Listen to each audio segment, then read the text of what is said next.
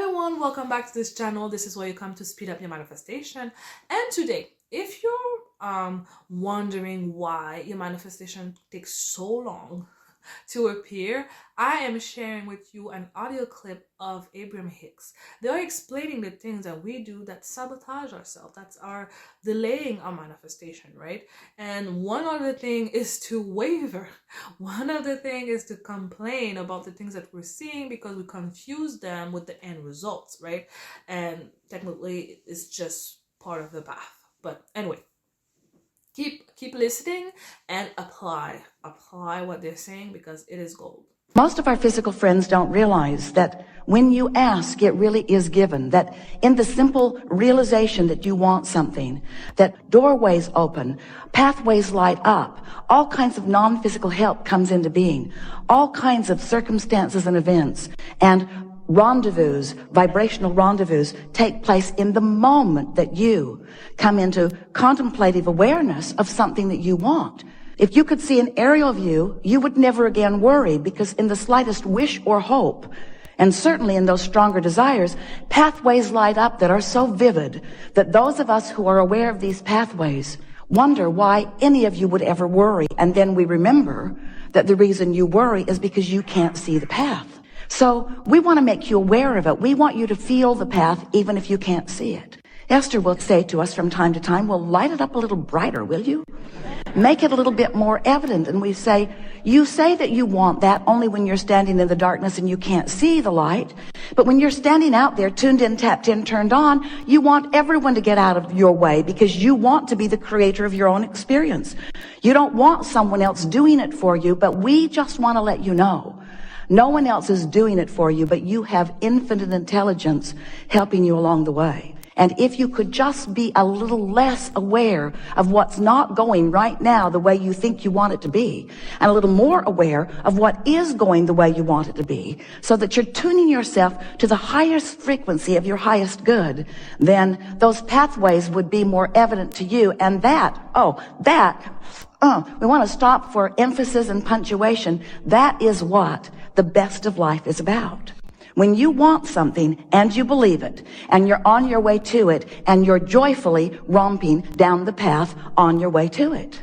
When you go on vacation or you get on a journey, you get out on the road going someplace, you're not there when you first start, but you don't freak out because you're not there. You expect there to be some journey along the way. But we have to say, friends, we love you very much.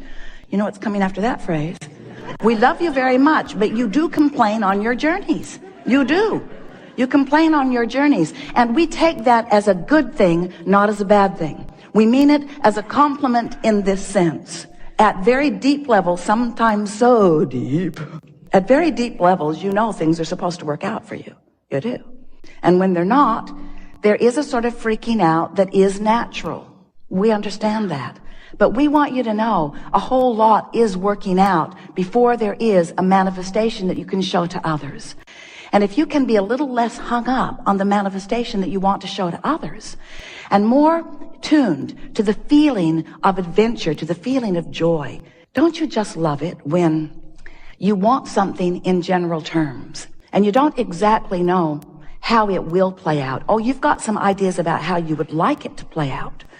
But the reason that you want whatever it is to play out in more detail is because you believe that in the manifestation of it, you will feel better. So, you know how when you want something and it hasn't yet manifested, but you have this general sense of it, and then ideas start to come to you?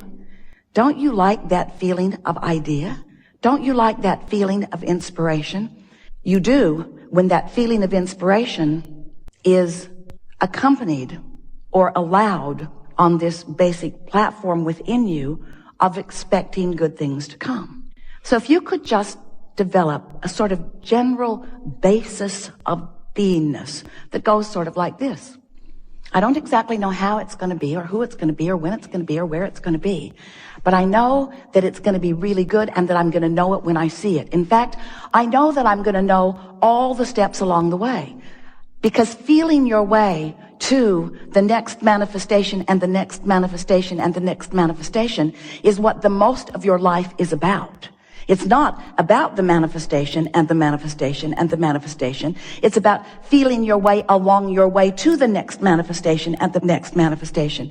Hear that? That's really an important thing. Because if it were the other way, if it was just manifestation, I want it, boom, I want it, boom, I want it, boom, I want it, boom, we promise you this would be a seminar on de-manifestation. I have 487 cars, Abraham. The oil is seizing up in most of them because I can't get to them every day. I have more property than I have been able to visit. The rats have moved in. I have more stuff than is manageable. That is what you would say to us. There are more people in my life and there are more conversations to have than I have tongue to have them with. That's what you would say to us. But when you let your world be a vibrational world, which means it's an emotional world, which means it's a thoughtful world, now your world can be one that vacillates between comfort and ease, and power and certainty, and eagerness and clarity and passion and love and joy. In other words, you're up there on that end of the emotional scale. You're not having to dip into the contrast because you have enough contrast in that good feeling end. You like going from, the satisfaction of not being overwhelmed to the exhilaration of having a little more to do right now than you really want to do.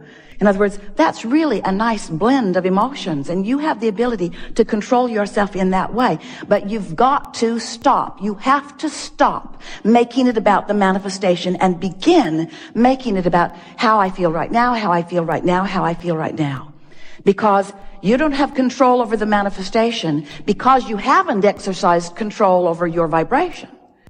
But if you start making it about exercising control over your vibration, control over your emotion, control over your thoughts, control over your words, control over your general approach to physical life experience, what you're going to begin to notice is that you have control over all of the specifics of your life. Not just what, but where.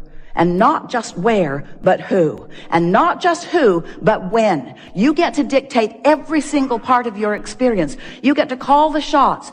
You are the only one that ever calls it in, and you're the only one who ever holds it out and keeps it from coming. So do you have any idea? We do. And we're not mocking you. Well, a little.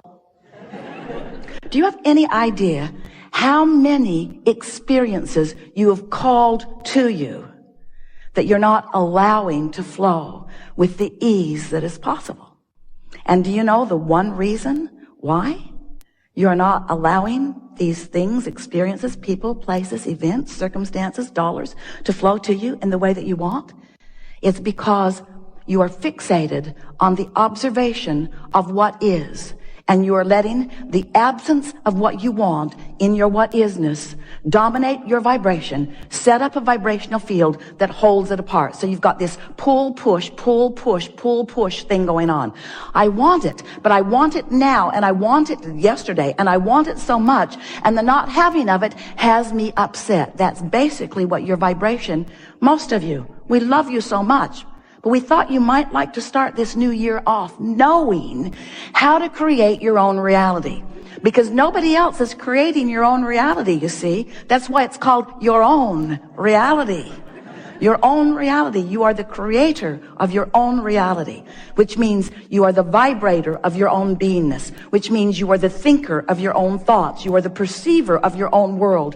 You are the attractor of your own experience. You are the maker of your own life. You are the uplifter of your own being. You are the magnificent genius creator who came into this physical body with the express intent of mixing it up, of looking around, of identifying what you want, of achieving vibrational harmony with it, and then taking glory, watching with reverence and appreciation and rambunctious zest for life, watching the components of your creation come into place one by one to, in some cases, surprise you, and in every case, delight you to the power and the clarity and the worthiness and the goodness and the readiness and the bigness of that which is you.